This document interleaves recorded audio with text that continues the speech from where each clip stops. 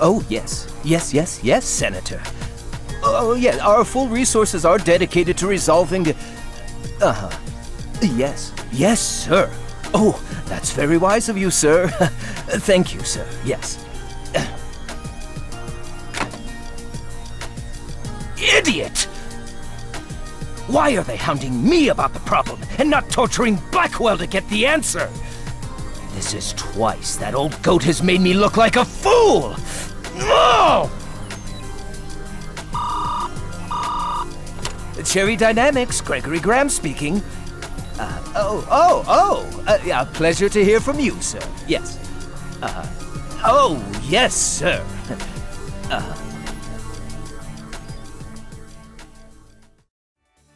You know, we still haven't seen this Dr. Blackwell character that everyone is talking about. Show! Don't tell! Hey, anyway, folks, now we're going after Mighty Number 3. Mighty Number 3, Dyna Tron, was spotted at this facility. We suspect she may attempt to siphon its power. Professor, I have infiltrated the power plant. My blades hunger, waiting only to be unleashed. The lighting here is unstable. I am no stranger to darkness, but Beck should be wary. And Dyna Tron is definitely a female Mighty Number. Just like Cryo. I wasn't paying attention during Cryo's subtitles, my apologies. Sakai! What happened to the lights? I'm scared! Mommy! I'm so glad that Mighty Number 9 has voice acting so we can have great, freaking, crucial information like that. It doesn't even make sense for Dr. Sanda to be scared. Okay, he's not here. He's presumably watching the action through Beck, through his eyes, and he's comfortably safe in his own laboratory, which should be well lit. Therefore, he's just looking at a black monitor. So what are you afraid of, Dr. Sanda? You're not actually getting attacked by robots yourself. You haven't been this entire adventure. But yet, throughout this entire level, he keeps going, "Ah, Mommy, I'm so scared of robots. I'm so scared of the dark. Oh!" And it's like, God, shut up! I'm trying to play a Mega Man game.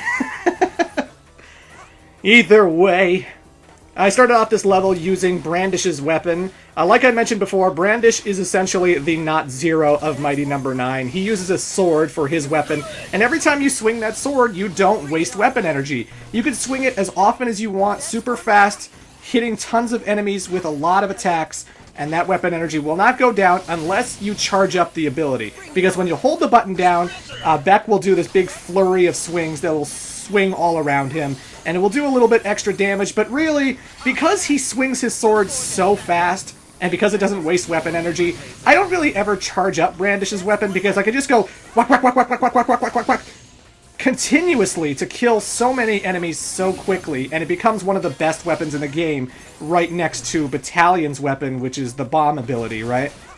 Brandish is definitely one of the guys you want to take on as early as you can, because that sword is godlike.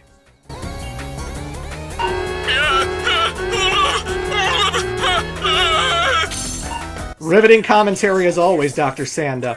But the other great thing about the sword technique... Oh, by the way, these enemies are super low enough that your pellets will shoot over them, and you have to wait until they jump before you can hit them with Beck's lemons. So if you're playing this level first, you actually have to kind of wait for these guys to get higher before you can actually take them out, which makes them a little trickier than normal. With the sword, though, it's no problem at all.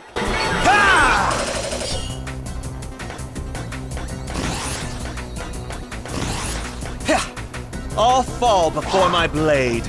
Onward, Beck! Onward! Sure thing, Not Zero. And I know some people also say he's like Proto Man, and well, Proto Man had a sword in the Battle Network series, so whatever floats your boat. He's got a yellow scarf / ponytail, he's red, he has a sword, he's Zero to me. And I am aware of the DLC character Rachel, but I haven't downloaded that DLC. I've never played that DLC. I'm doing a Let's Play of this game. I have not touched the DLC at all, and I'm not going to buy it, and it's not going to be a part of this playthrough. I know she's an extra playable character. I know that she's an extra boss fight for Beck. I don't care. I don't want to play it. I don't want to buy it. So, sorry if you were expecting to see that in this playthrough, but, you know. Again, it's not like I hate Mighty Number 9. I don't think it's one of the worst things I've ever played. I actually think the gameplay's pretty solid. This is developed by Inti Creates, the guys who did the Zero series, the ZX series, and of course Mega Man 9 and 10, which were some of the best throwback classic Mega Man games ever. And I loved Mega Man 9. I played Mega Man 9 to death when it came out in 2008. That's what makes it all the more disappointing a little bit, that there are so many problems with Mighty Number 9 in terms of its checkpoints, in terms of its energy tank system, in terms of how you can't just select powers through the pause menu and stuff. And oh, by the way, this is insta-kill right here, these buzzsaws. And this is the first time the game ever warns you that you can do a downwards dash, a crouch dash. Because I used it once during the Battalion boss fight in order to dodge his bomb. You can always do a dash crouch by holding down and then pushing the dash button. And they don't really tell you can do that. Because, you know, they do the thing in Mega Man Classic where, like, when you dash under a thing that Beck can't walk under because it's too low, you dash and then Beck just sort of goes under it, as if he was sliding like classic Mega Man games, you know? Because in classic Mega Man games, there were certain areas Mega Man just could not walk under, so he had to slide in order to get under them, and it was super convenient that way. And you just assume that your dash is going to go under things, but no, you have to hold down while you dash in order to go under things in this game, and that's an ability that catches people off guard. Those buzzsaws, you have to get super, super close. You have to wait until, like, the outline is almost touching Beck's head, and then you do a dash crouch in order to get underneath those buzzsaws. Otherwise, you know, you die. You die. You just take a one-hit kill, and that's all she wrote. The power!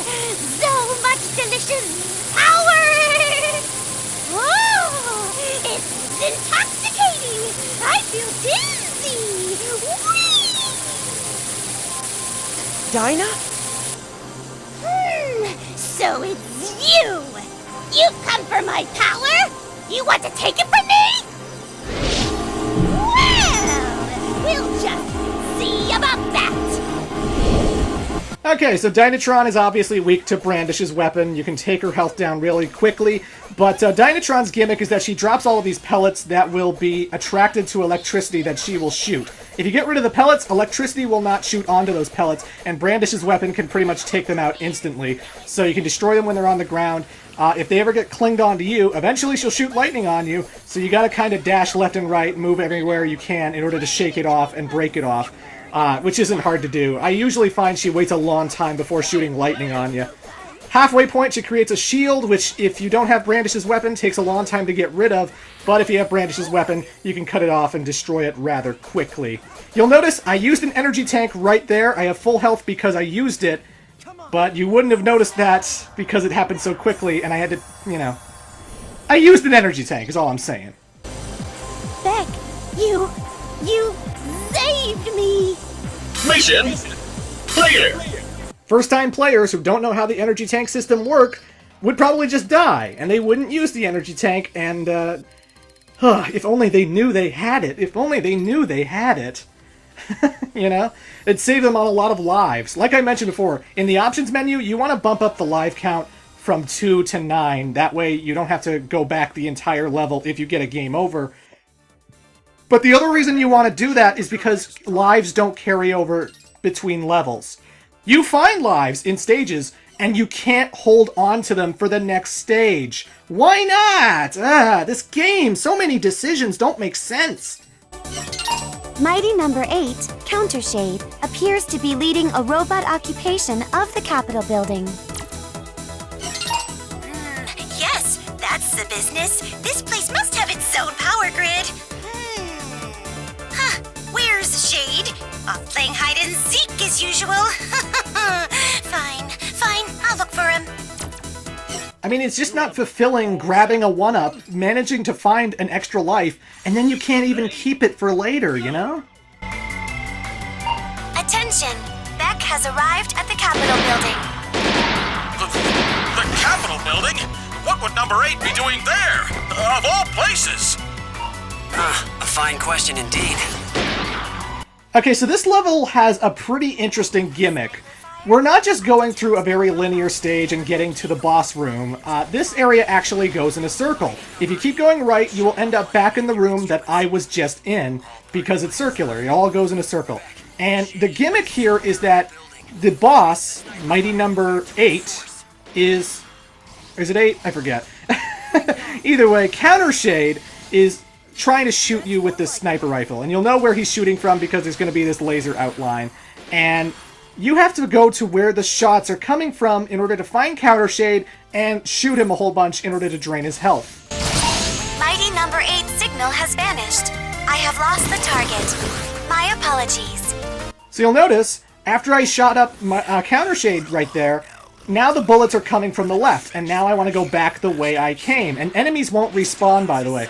This is not like Mega Man in that enemies will respawn as soon as you go off screen and then come right back. No, they will stay gone forever in a stage if you get rid of them. So that's one thing you can't do. You can't farm for, like, Zell or health or anything. Well, enemies don't drop health, so you don't have to worry about that.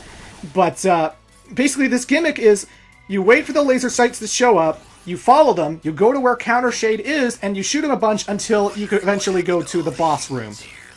And by the way, Countershade is voiced by Steve Bloom, who does a fantastic job because he's got one of the sexiest voices ever. I like the voice acting. You know, you got guys like Matt Mercer, Yuri Lowenthal is Beck, who I know from the Persona series. The direction might be bad. Maybe the cutscenes themselves are not told very well, but I do think that the actors are doing a pretty good job with the material they're given, you know. They're good voice actors with just a shit script, you know. But this is Dyna Tron's weapon. You basically shoot the pellets that she shot onto me, and when they cling onto something, electricity will shock whatever you clinged on to. If you shoot like 6 different pellets onto one enemy type, it will just do that much more damage. I'm showing it off now because I actually don't think it's that useful for the boss who is supposedly weak to it. I actually prefer using Beck's Beck Buster. Is it called the Beck Buster? I don't know. I don't know. But this is how the weapon works. Some of you might like it because it allows you to... It's almost like Azure Striker Gunvolt, which is another Inti Creates game that is also pretty damn good, but better than this, honestly. Well, you know, it's weird. I give shit for Mighty Number 9, but I do prefer this style of gameplay over the Azure Striker Gunvolt thing of, like, tagging people and just constantly shocking them until you need to tag them again, which, it's fine, but I never thought Azure Striker Gunvolt was a amazing game that I just love replaying. It's fine for what it is, but it wasn't my kind of game, you know? Inti Creates can do good stuff. I like the level design. I like how you handle enemies. And again, I compliment the boss fights of Mighty Number 9. I don't want people to think this is a total throwaway game. I'm having fun playing this at parts. I am a big Mega Man fan, and there's a lot of Mega Man stuff in here for me to love. Every time I criticize the energy tank system, the weapon power selection, the fact that lives don't carry over, there are these little quirks of an otherwise could have been solid game. I do believe that if Mighty Number 9 was released 15 years ago on the GameCube, PlayStation 2, and let's be honest, it looks like a GameCube, PlayStation 2 game. Its visuals look and scream 2003, but if this game was released on the GameCube and it didn't have a Kickstarter behind it and all this drama behind it and all this, you know, negativity surrounding it, I think this game would actually be well more liked than it is today. I think people would have appreciated this game a lot more had it came out 15 years ago. But as it is, I haven't even started talking about the Kickstarter stuff, maybe next part, but oh my god. This just had so much bad will going in, which is unfortunate, you know? I like to focus on what the game is. I don't like to focus on what happened before the game came out. And, actually, before this level ends, I should also mention, this level's an interesting gimmick, it's an interesting idea, but there's one major problem with it. It has pink electric wires that can kill you in one hit. They're right there. If I touch those when they're flashing, I will die. And this level does not have a checkpoint at all. It has a checkpoint at the boss door. I just beat Countershade, so now I'm going to the boss door. It has a checkpoint now. But if you die just before I shot him, just at the pink wires right here, you have to go all the way back to the start of the level, and you have to whittle down Countershade's health again! Why does this level have no checkpoints? God! Okay, now, little doggy. Let's see if you're all bark, or if you got some bite. Listen to me, Shade! You're malfunctioning! Freedom doesn't require all this suffering! Emancipation is worth any price, even if it costs human lives. Yours. It's inexcusable that this stage doesn't have a checkpoint system, but either way, folks, this is Countershade. Like I mentioned, he's weak to Dyna Tron's weapon, the electricity thing, but I actually find it's quicker to whittle down his health with the Beck Buster than it is the Dyna Tron weapon, because the Dyna Tron weapon does essentially the same thing that I'm doing right now. He only gets weak a little bit, and then he disappears until he gets weak again, and you can dash into him. And you're just going to where he is and shooting him, you know? That's really all you're doing while trying to dodge all the projectiles. And because he has a laser sight that always shows where he's shooting, it should be really easy to dodge whatever he's throwing at you. I'm being really reckless, and I take way more damage than I really should. This is one of the easier bosses, in my opinion. At the halfway point, Countershade will do this thing where he shoots into the center, which will aim wherever you are. So you just want to keep moving. You don't even have to move that fast. I'm not even dashing for most of this, and I can still dodge everything he's throwing at me just fine. But that's his halfway point move. And then he gets a body double, a transparent body double that you can shoot right through, but you want to shoot the real one, and I got another fine play. Look at my getting these trophies. But yeah, I just go for the one that's a lot more solid, not so transparent. I just keep shooting that, and that's all there is to this fight. I call it one of the easiest fights in the game, and I played it really recklessly, and I almost died. My health was way too low. This is one of the easier fights when you know what you're doing, honestly. But, yeah. I owe you one, don't I, Beck? Mission clear! Also, this is the first time I got an S rank in the particular playthrough. Usually, S rank requires that you absorb every single enemy with 100% Zell, because that point bonus adds so much. But this time I actually managed to get an S rank right away, which I was surprised by. And I could get an S rank in Call stage, because that one's easy to get an S rank in, but every other stage I usually have to dash into them really quickly, and I can't take too much damage, and it's very exact what they expect of me. But here, I did get an S rank, and I was like, ah, cool. Yeah, this is not an S rank playthrough. Either way, folks, we got one more mighty number to take down. His name is Avi, and we'll see him in part 5. Till then.